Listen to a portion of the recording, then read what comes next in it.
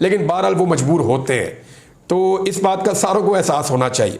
फैसल वाडा ने बड़े अजीबोगरीब किस्म के बयान दिए और वहाँ पे मुझे हैरत हो रही थी कि हमारे दोस्त बैठे सुन रहे थे, उन्होंने काउंटर नहीं किया। यानी फैसल वाडा ने क्लेम किया कि यानी वो ये साबित करना चाह रहे हैं कि मुराद सईद ने और कुछ और लोगों ने मिलकर अरशद शरीफ को कत्ल किया। एक तो अगर ऐसी बात है तो फैसल वाडा को जाकर ये statement supreme court of Pakistan में देने चाहिए, अदालत के अंदर इस कार्रवाई का हिस्सा बनना चाहिए। और दूसरी बात यह है कि जो उन्होंने फैक्ट चेक बोला उस पर मेरे से टेलीफोनिक रब्ता किया अरशद शरीफ साहब की फैमिली ने, और उन्होंने कहा कि फैसल वाडा झूठ बोल रहा है, क्योंकि फैसल वाडा ने जो क्लेम किया वो ये किया कि मुराद सईद उस घर के अंदर छुप गया था जहाँ पे अरशद शरीफ साहब का अपना घर था। अरशद शरीफ के कत्ल के बाद तो ऐसा नहीं हुआ। मुराद सईद का अपना घर था, वो अपने घर चला जाता था, वहाँ से वापस आ जाता था। अरशद शरीफ का कत्ल 2022 में हुआ था, अक्टूबर 2022 में, और अक्टूबर 2022 में जनरल फैज़ हमीद DGISI नहीं था। ये भी उनका एक फैक्ट गलत था।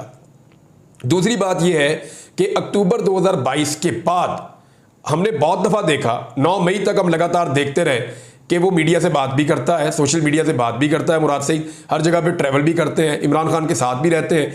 तो ऐसी सूरत हाल में छुपने वाली बात तो समझ ही नहीं आ रही कि वो वहाँ छुप गए थे। वो छुपने वाली बात क्या थी? वो तो उनका अपना घर था वहाँ पे इस्लामाबाद में।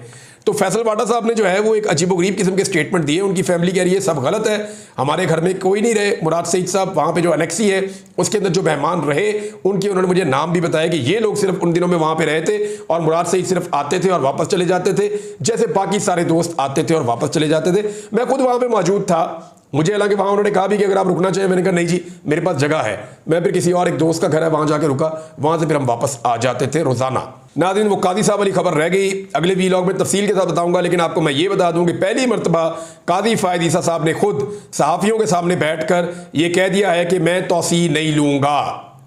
अब इसको आप कह सकते हैं कि कादी फ़ायद ईसा साहब ने देख लिया। देखें हुआ क्या, जब तक हुकूमत ये कोशिश करती रही कि कादी फ़ायद ईसा साहब को तौसी दिलवाई जाए, जब तक हुकूमत अपने नंबर पूरे करने की कोशिश करती रही, और नंबर पूरे करने के लिए फजलुर रहमान साहब का बहुत ज़्यादा किरदार हो सकता था, उनकी ज़रूरत थी।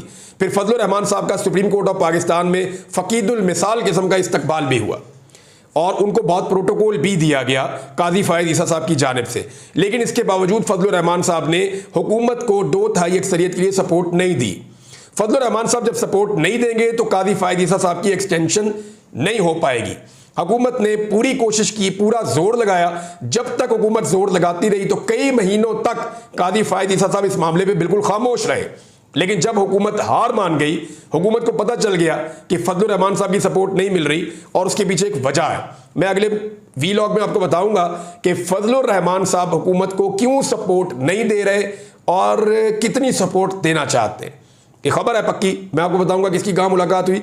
लेकिन कादी फ़ायद ईसा साहब ने जो बात कही, इस पर मुझे एक कहावत याद आई।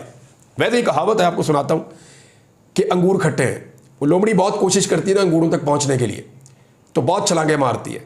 तो जब उसे नहीं मिलते, वो पहुँच नहीं पाती, तो वो मुड़ती है और वापस जाती है और जाते हुए कहती है कि अंगूर खट्टे हैं। ये एक मिसाल है, अलग से आपको मैंने बताई है। लेकिन कादी साहब ने बहुत लेट कर दिया बताते बताते। जब सारे पाकिस्तान को पता चल गया कि अब एक्सटेंशन नहीं हो सकती, तो कादी साहब ने कहा कि मैं नहीं ले रहा। बहरहाल कुछ और चीज़ें उन्होंने कही हैं अगले वीलॉग में। अब तक के लिए इतने, अपना ख्याल रखिएगा, अपने चैनल का भी। अल्लाह हाफ़िज़।